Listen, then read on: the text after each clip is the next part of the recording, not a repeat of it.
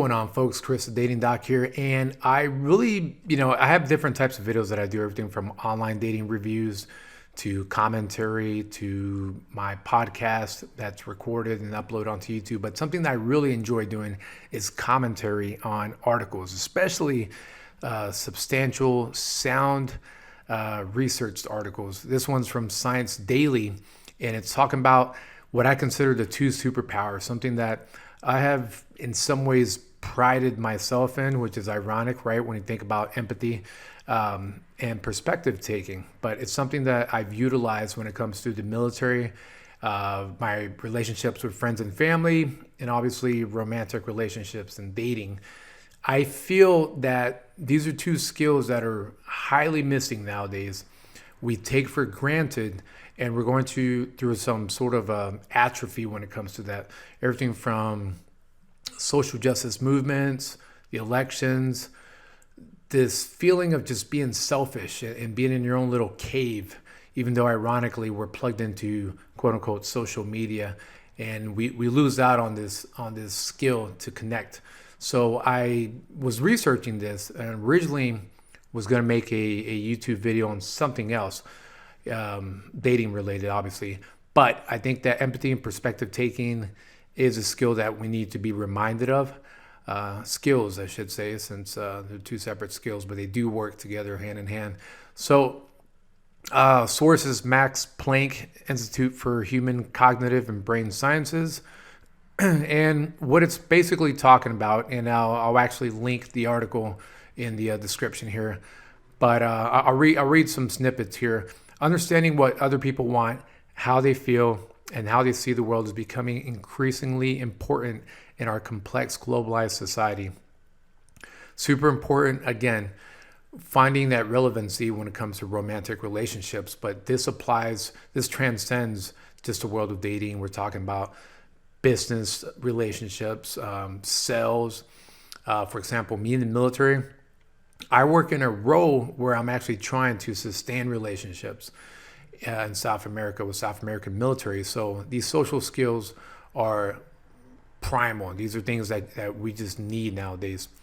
Social skills enable us to make friends and create a network of people who support us, but not everyone finds it easy to interact with other people.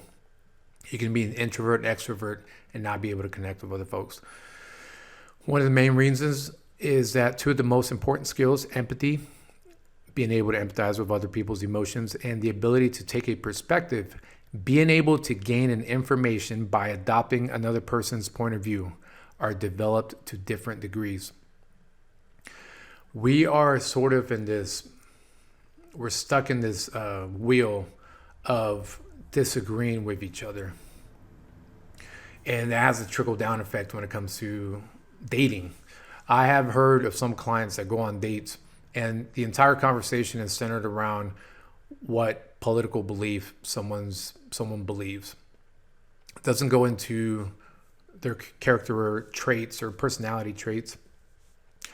And it's important to understand that if you're not looking at someone else's perspective because yours matters most, that's the inverse of empathy.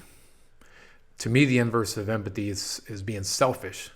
You're actually putting your thoughts and beliefs as the priority instead of like, hey, how are they doing in life? How are they doing that led them to get into traffic to come meet me out here? But yet all I'm worried about is, does this person agree with me politically or not? And even if you agree with them, the approach, it can be a little bit left to the imagination, what happens next.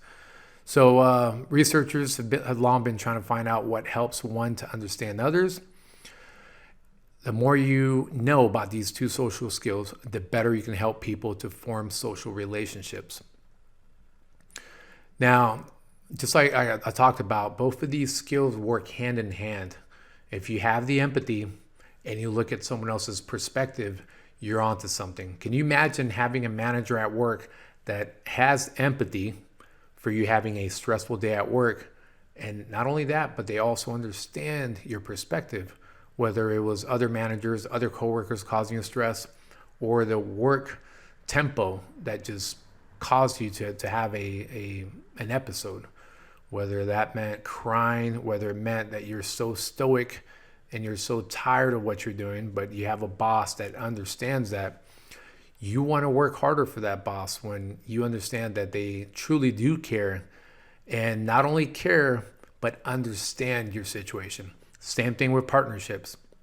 If you're married or you're dating someone and you are aware of what's causing them to feel frustrated by you, and you empathize with them, because you can understand what's going on. Let's say they're annoyed because you don't communicate as much.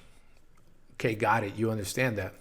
But to truly internalize and empathize with them, even though you're the cause of that issue, that takes a lot of humility and a lot of selflessness. So I'm going to go in here a little bit more. We're going to skip down. Both of these abilities are processed in the brain by a main network specialized in empathy or changing perspective, which is activated in every social situation. Again, the brain does what it wants.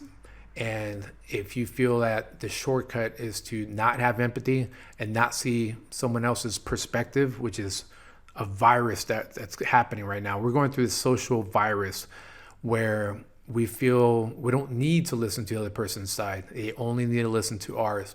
And we have no sympathy. We have no empathy. We really don't even care to know what's going on the other side, and remind ourselves that we're humans first.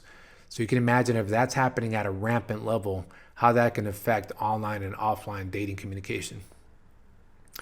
For empathy, a main network that can recognize acutely significant situations, for example, by processing fear, which, as we know, we're all eating up fear nowadays, works together with additional specialized regions. For example, for face or speech recognition. That's why it's important to read nonverbal language. If you see someone that's suffering, if you see someone that's frustrated, look for those cues. Look for the eye movements. Look for the facial expressions. If they're looking away, if they're looking defeated, you need to be aware of this, okay? You yourself should not only be focused on what does someone offer me and why are they not 100% every day. You also have a role. And again, looking at their perspective and having a little bit of empathy. Through their analysis, the researchers have also found out that particularly complex social problems require a combination of empathy and a change of perspective. People who are particularly competent socially seem to view the other person in both ways, on the basis of feelings and on the basis of thoughts. In their judgment, then they find the right balance between the two. This is something that I also apply when it comes to clients of mine. I have to understand that they may have had a long, stressful day at work, or they've been rejected by many men or women in their interactions. This is part of my empathy. I don't just go into shouting out all these tips and advice. I have to set an environment that seems very genuine and very comfortable. Now, given the fact that some clients may not be as aware on my perspective, and again, they're paying me to help them, not the other way around, then that's part of that perspective building. I understand that my role is there to listen to them as much as it is to provide information, to provide guidance, to provide motivation, to lead them in the right path, and also for them to avoid mental pitfalls. But in a relationship, I also understand that if my woman had a long day, sometimes I just need to be able to let her relax. It's that easy.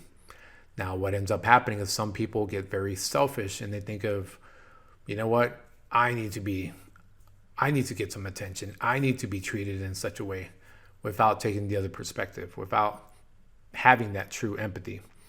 Now, for some folks, empathy may seem like it's synonymous with understanding someone's perspective.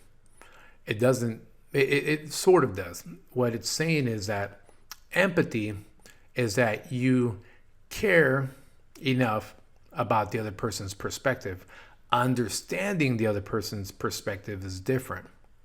You're going into the nook and cranny of understanding them a little bit more. So just to finish this video out, keep in mind that these are two skills that are sorely lacking nowadays, and it's what's causing a lot of issues. There is no reason why you can't practice some self-discipline and restraint, and add empathy and perspective building into your own dating interactions or your friendships, your family, and work, et cetera, et cetera. So hope you like that video. Again, I will link this in the description. Just to finish out, this is again a Science Daily article on empathy and perspective taking, how social skills are built. Use this knowledge. Knowledge is not powerful until it's actionable. Thank you.